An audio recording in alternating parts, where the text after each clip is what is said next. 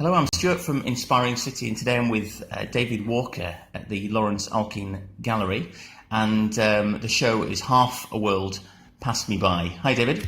Hello. So let's start off. Just tell me a bit about the show, what we expect to see in it. I think there is a lot of firsts in the show. I'm presenting text work for the first time. I guess I'm more known for my large-scale female portraits, but in the show there's portraits of men as well as figurative work. And there are also studies and collaborations with people that I haven't worked with before. So one of the things that I'm immediately seeing is the amount of collaborations. There's quite a number of them, and it's a new style to your work that I've seen. So can you talk me through the collaborations that you've done? I worked with two Berlin-based graffiti artists, Base 23 and Mina. And I like initially I painted the portrait and then I gave them the work and told them they could do anything on it. And because they're graph artists, they went over them quite a lot, which is kind of what I wanted. It's nice when you give the work to another artist and they're not precious about the surface anymore. They're just playing off of what you've done before. And there is a cluster of work, 7 pieces in total, with an artist called Julie Gates, which she does hand embroidery. So these are all paintings in acrylic on linen and then hand embroidered over the top to add a different element and a different texture. And it looks, you were talking earlier, and you said it's quite an oil painting feel to those paintings, right? Yeah, the hand embroidery does kind of adds this physicality, I guess, to the surface, and it almost looks like oil paint sitting on top, which is quite nice. People don't instantly recognise it's embroidery straight away; they think it's painted. And another piece, this text-based work that you've got. So tell me about these pieces. These are new pieces that are all based on my own writing and kind of new techniques using new paint systems. They're kind of things I've been working on for quite a number of years, but it just seems like the right time to start showing them. So yeah, I put them out there. Tell me more about your writing. Because that's another side of you that we don't normally see. Yeah, I've been writing for about 10 years. It would be hard to know how to define it really, but I've always been trying to find ways to bring it into the work, and I guess this is the beginning of that. I did actually every mural I've made, I normally start with text and then paint over the top. So I've recorded all of that as well over the years. But I think maybe painting over it was because I wasn't quite sort of ready to show it. Writing somehow seems a lot more personal than imagery. But I'm having some work published in New River Press's end of year book, and this is an ambition of mine for quite some time to start putting the writing out there. So it's exciting to finally have it on show. So in terms of the writing then, that's quite interesting because I first got to know your work through the street. And I remember a really nice painting that I saw. It's one of the first pieces that I saw actually when I was getting interested in the scene on Rivington Street. It's a beautiful face. Would that have had writing underneath it? Yes. The first? Yeah. Do you remember what it said? What was that? I don't. I was putting you on the spot. Yeah, I would have to look back and see, but I can't remember. Yeah, I normally do it when no one's kind of looking, and then take a photograph of it and then paint over it quickly. And I used to do it with all my canvases as well, so all of the early work all had text underneath. So if you've got someone with the skills just to take off the layers of paint, and then we can see some musings. Going back onto the street, so that I know you essentially as your work originally from the street, and I've known and admired it for a while. So Tell me about your street work and how you got into that, and what you like about it. I think the first time I painted a mural was at Banksy's Cannes Festival 2.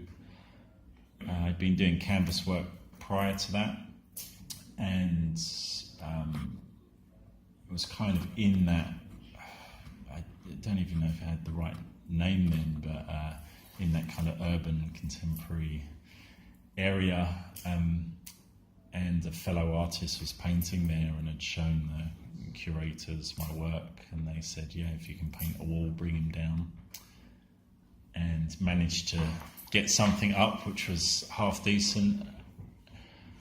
And there were lots of artists I admired there painting also that saw the work and encouraged me, and just on the back of that wall alone I got offered more and more shows and more walls, and it just kind of grew organically. And that was the that's the Leek Street Tunnel, that's 2008 time. I think so, yeah. It was the second edition. The first one was the stencil-based artists, and the second was the sort of freehand artists. So you're going back into some street art history there, aren't you? You know, the Cannes Festival is has a legacy to this day. I mean, the Leek Street Tunnel is still a graph spot to this day, and it was seen as that was broken in by that festival. So how do you get involved in that again? I was invited actually by another artist. Well, the other artist showed the curators my work, and they invited me down. And what was it like on the day working in such a hubbub? Yeah. Well, I think everyone was super high because there was so much spray paint going on there, but you had just everyone there painting at the same time, and it's really good atmosphere, and some of my kind of people I hold in very high regard painting 2 or 3 spots down and seeing them work. It was really inspiring. And you say those sort of people that you hold in high regard. Who are those sort of people that you find as influences, if you like? From Cannes, I guess Connor Harrington was the biggest one, because I'd seen his really, really early work, different shows, way before, and just seeing how he'd evolved. I mean, long before I was ever showing work, I saw his work exhibited, and someone I'd kind of followed his output, and then to actually see him paint, it was really inspiring to me. And the journey after that sort of thing. So again, you've been painting on the walls. What's the street art journey since then, and what are you doing now? I think, the better I got at painting, and the more sort of accomplished the work was, more sort of larger scale projects I was invited to do. So I think probably size is the biggest difference now. I started off painting kind of 2 meter walls, and now they're 20, 30 meters. So the production's just got a lot bigger, and it wasn't something I ever set out to do, and I wasn't actually that interested in doing giant walls, because I don't necessarily think bigger is better, and actually took quite a long time to translate my work to such a large scale, and I've had to sort of adapt it to make it still have the same spirit. But it was, it was like getting sort of invited to go to university and all your fees paid. It's too much of an interesting opportunity to turn down. Someone says, we're going to fly you here and you get to paint this building and we'll give you everything you need to do it. I couldn't turn it down. So, and I suppose with some of the walls that you have painted, there's some massive pictures. You've only got to have a cursory search on Google to see some of the massive walls that you've done. Yeah. Do you remember the sort of is the one that particularly stands out in your mind, or are they all just as good? I did one in Nancy in France, which was, yeah, I mean, this was a really nice experience. I had a friend assisting, and it was beautiful weather, and it was in part of the city, which is considered, I guess, the lower class. And the sort of, this city is known for its Art Nouveau and these beautiful, elaborate statues and buildings, and it's very wealthy, but they have, as in all cities, there is another side to it.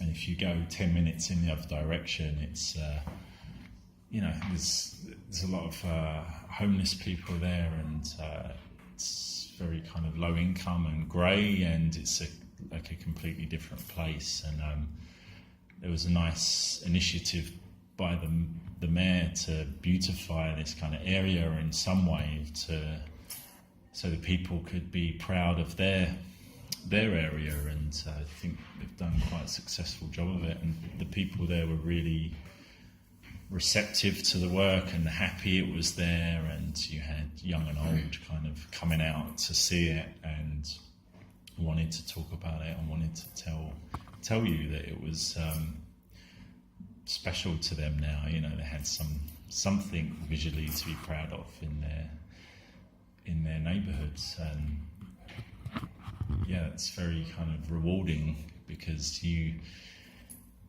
can be quite an arrogant process, like just coming to somebody's town that you've never set foot in and putting something 20 metres up on a wall in 5 days and then leaving. You have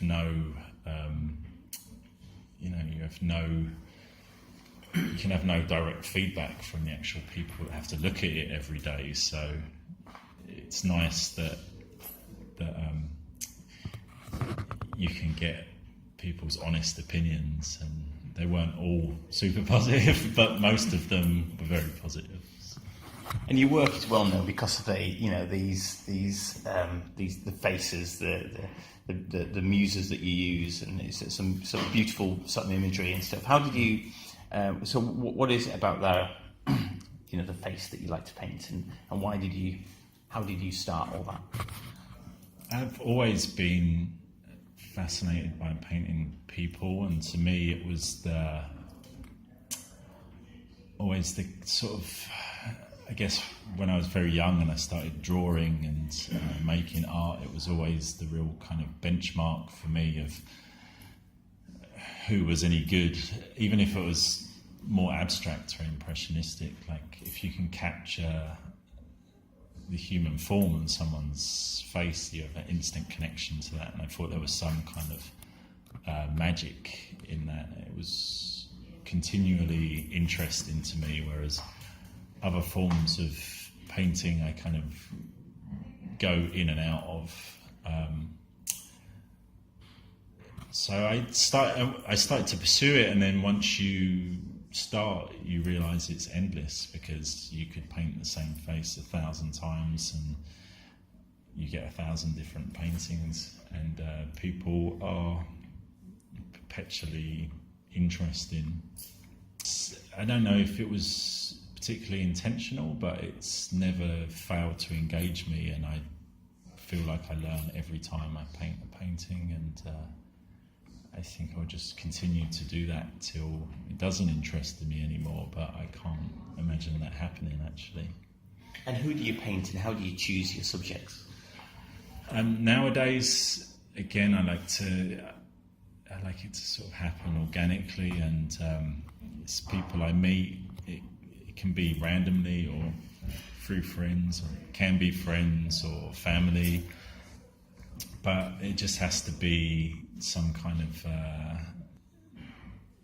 direct relation to my life somehow. And sometimes it can be after a 5-minute conversation, or sometimes I might know someone 15 years and then just think, oh, they'd be interesting to try and make a painting of.